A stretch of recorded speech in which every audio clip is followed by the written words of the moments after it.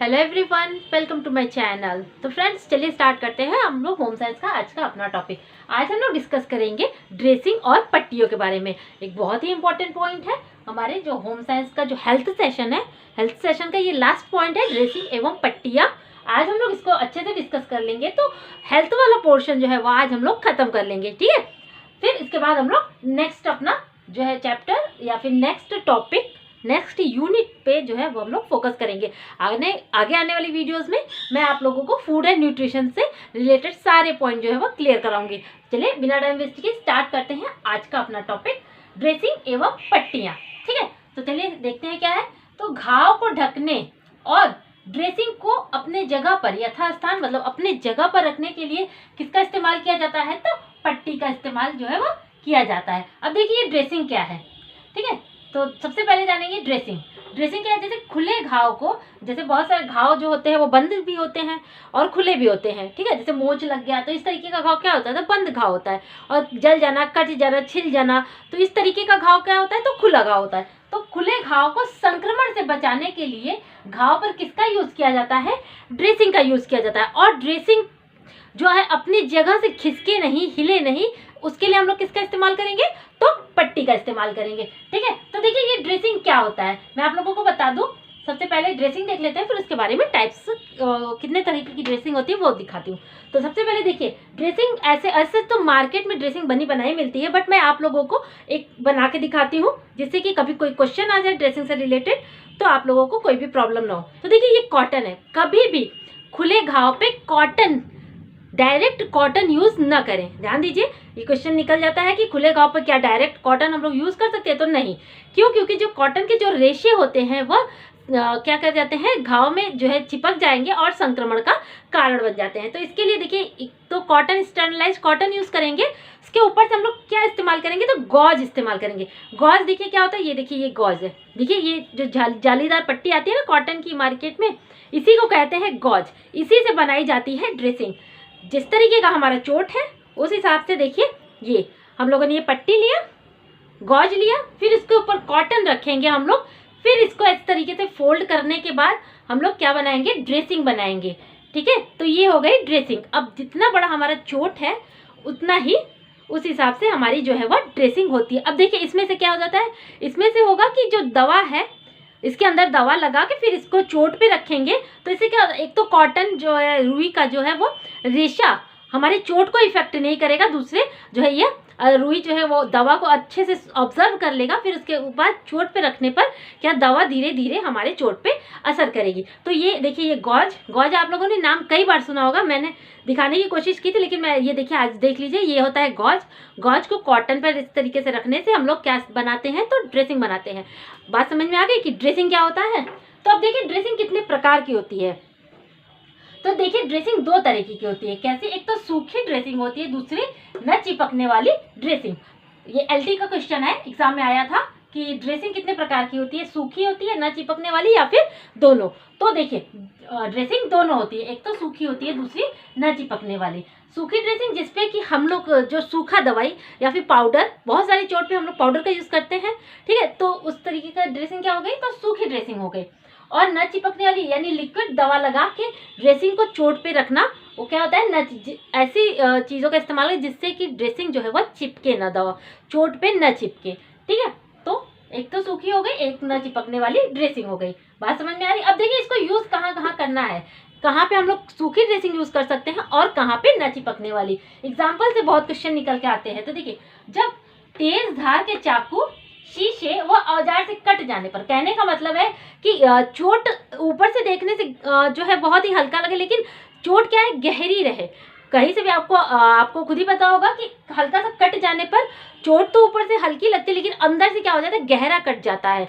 तो गहरी कट जाने पर हम लोग सूखी ड्रेसिंग इस्तेमाल करेंगे, ध्यान से समझिएगा। दूसरा है हल्की सी त्वचा जल जाने पर, ज्यादा नहीं, बहुत ही मामूली सी त्वचा पर अगर जल गई है, जलन हो रही है, तो दोनों तरीके का ड्रेसिंग हम लोग यूज कर सकते हैं। सूखी भी यूज कर सकते हैं और न चिपकने वाली ड्रेसिंग भी हम लोग यूज कर सकते हैं। त्वचा छिल जाने पर, छिलने पर देखिए न चिपकने वाली ड्रेसिंग। छिलने, ऊपर से त्वचा तो छिल गई लेकिन चोट जो है वो बहुत ही गहरा, इसमें क्या हो जाता है? चोट बहुत गहरा नहीं हो जाता है, हल्का सा छिल जाने पर हम लोग न चिपकने वाली ड्रेसिंग यूज करते हैं।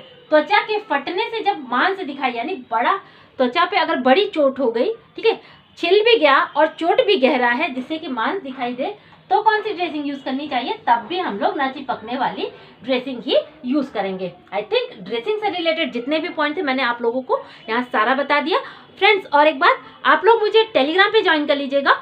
टेलीग्राम का लिंक इस वीडियो के डिस्क्रिप्शन बॉक्स में मैं डाल दूंगी, आप लोग वहां से मुझे टेलीग्राम पे ज्वाइन कर सकते हैं। मेरे वीडियो के जो नोट्स हैं वो आपको वहां से बहुत ही आराम से मिल जाएंगे। टेलीग्राम चैनल का लिंक मैं डिस्क्रिप्शन बॉक्स में डाल दूंगी। चलिए फ्रेंड्स, अब आगे बढ़ते हैं। अब आगे हम लोग डिस्कस करेंगे पट्टियों के बारे में। ड्रेसिंग का कॉन्सेप्ट बहुत ही अच्छे से क्लियर हो गया है हमारा। अब बढ़ेंगे पट्टियों के बारे में। तो देखिए पट्टियों का यूज कैसे होता है। तो घाव को ढकने और ड्रेसिंग को अपने जगह पर रखने के लिए हम लोग किसका इस्तेमाल करते हैं? तो पट्टियों का इस्तेमाल करते हैं। नेक्स्ट हमारा घाव पर दबाव डालने के लिए भी पट्टी का इस्तेमाल किया जाना चाहिए।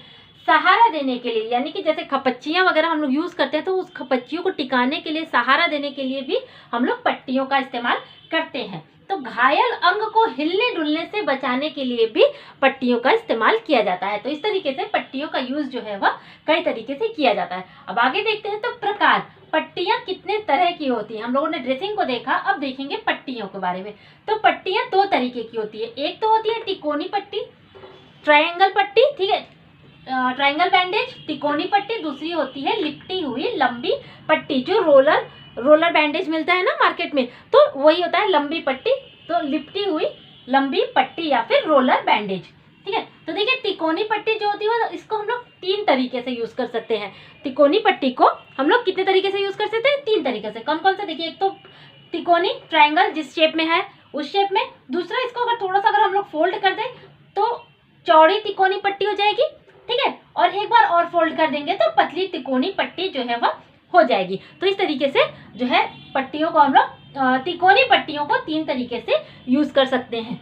अब देखिए इसका यूज कहाँ हम लोग तिकोनी पट्टी का इस्तेमाल करते हैं, किस किस स्थान पर? तो देखिए हाथ की झोली, सेंट जॉन की पट्टी, ये सारी क्या है? ये सारी तिकोनी पट्टियां हैं। ध्यान से समझिएगा, ये सारी कौन सी पट्टियां हैं? तो तिकोनी पट्टियों के नाम है। नाम ध्यान से रखिएगा कि अगर एग्जाम में पूछ लिया तो ये किस तरीके की पट्टी है, तो आप लोग उसको आराम से करेक्ट कर पाए। तो हाथ की झोली, सेंट जॉन की पट्टी, सिर की पट्टी, कंधे की पट्टी, कोहनी की पट्टी, कूल्हे की पट्टी, हाथ व पैर की पट्टी, वक्ष स्थल की पट्टी और घुटने की पट्टी। ये सारी पट्टियां कौन कौन सी है? तो ये सारी हैं तिकोनी पट्टियां। अब इन सारे जो है पट्टियों की मैं पिक आपको दिखा दूं जिससे कि आपको समझ में चीजें आ जाए, ठीक है। सारी पिक बनाना पॉसिबल नहीं होता है, इसलिए मैं आपको वो पिक दिखाती हूँ। चलिए फ्रेंड्स, ये देखिए, आराम से देखिए आप लोग, ये देख रहे हैं बाह की तिकोनी पट्टी, ठीक है, इस तरीके से। नेक्स्ट देखते हैं हम लोग अपना, देखिए ये सिर की तिकोनी पट्टी, ठीक है। समझ में आ रही है चीजें? अगर चीजें समझ में आ रही है तो प्लीज वीडियो को फटाफट से लाइक करिए, शेयर करिए और चैनल को सब्सक्राइब कर लीजिए। ये देखिए क्लियर दिख रहा है, झोली है। आगे देखते हैं, ये देखिए कोहनी की पट्टी। सारी तिकोनी पट्टियों के टाइप्स हैं। ये देखिए घुटने की पट्टी, घुटने की पट्टी, ये हाथ के पंजे की पट्टी, ठीक है। अब देखिए ये पैर की पट्टी, तिकोनी पट्टी पैर की। नेक्स्ट देखते हैं हम लोग, देखिए ये हमारा वक्ष स्थल की पट्टी। इसी तरीके से पीठ की पट्टी भी होगी, ठीक है। आई थिंक अभी आप लोगों को चीजें सारी क्लियर हो गई होंगी, ठीक। अब देखिए लास्ट, देखिए कूल्हे की पट्टी। बात समझ में आ रही है? चलिए अब हम लोग देखेंगे, आगे बढ़ेंगे, आगे डिस्कस करेंगे हम लोग लंबी पट्टियों के बारे में, ठीक है। लंबी पट्टियों के बारे में हम लोग देखेंगे। तिकोनी पट्टियां हम लोगों ने अच्छे से देख लिया, अब बढ़ते हैं लंबी पट्टियों के बारे में। तो लंबी पट्टियों को बांधने की देखिए कई तरीके की विधियां हैं। लंबी पट्टी तो एक जैसी होती है, लेकिन इनको बांधने की विधियां कई तरीके की होती हैं। कौन कौन सी? तो देखिए एक है साधारण चक्राकार, दूसरा है अधोमुख चक्राकार और तीसरा है 8 की आकृति। अब इन पट्टियों का हम लोग कहाँ इस्तेमाल करेंगे, किस अंग पे इस्तेमाल करें, इनको देखते हैं। तो देखिए जो साधारण चक्राकार है उनका इस्तेमाल हम लोग करेंगे समान मोटाई वाले अंग। समान मोटाई कहने का मतलब, जैसे ये देखिए उंगली पे अगर हमें चोट लग गई है, ये हमारे अंग का जो पार्ट है ये समान मोटाई वाला है, तो हम लोग यहाँ कौन सी पट्टी बांधेंगे? तो साधारण चक्राकार पट्टी बांधेंगे। क्यों? क्योंकि जो है समान मोटाई वाले अंग पे हम लोग साधारण चक्राकार पट्टी का यूज करेंगे।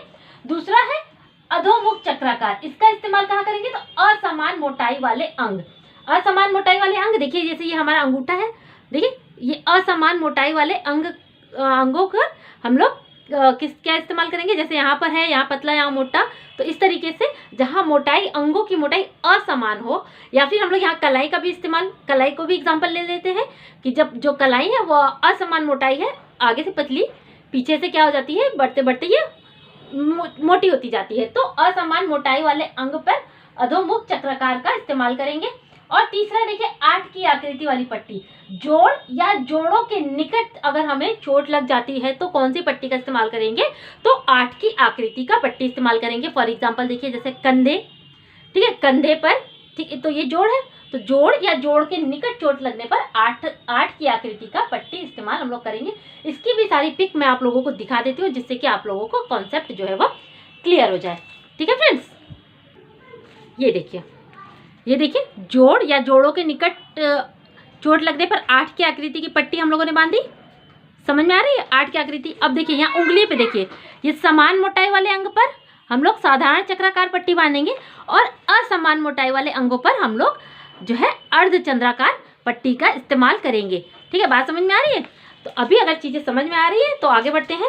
अब देखिए पट्टी तो हो गया क्लियर। अब देखिए पट्टी बांधने के लिए हमें कौन सी गांठ का इस्तेमाल करेंगे। क्वेश्चन यहाँ से भी निकल के आता है कि पट्टियों को बांधने के लिए कौन सी गांठ उपयुक्त होती है। तो पट्टी को बांधने के लिए रीफ नॉट जो है सबसे उपयुक्त गांठ है। कौन सी गांठ? Reef not. ठीक है, तो अभी यहाँ पर हम लोगों का सारा पॉइंट क्लियर हो गया है पट्टी और ड्रेसिंग के बारे में। ठीक है, तो अभी यहीं पे हम लोग खत्म करते हैं। चलिए फ्रेंड्स, वीडियो यहीं खत्म करते हैं, मिलते हैं अपने नेक्स्ट वीडियो में। वीडियो पसंद आए तो लाइक करिए, शेयर करिए और चैनल को सब्सक्राइब करना बिल्कुल मत भूलिएगा। मिलते हैं अपने नेक्स्ट वीडियो में, तब तक के लिए थैंक यू।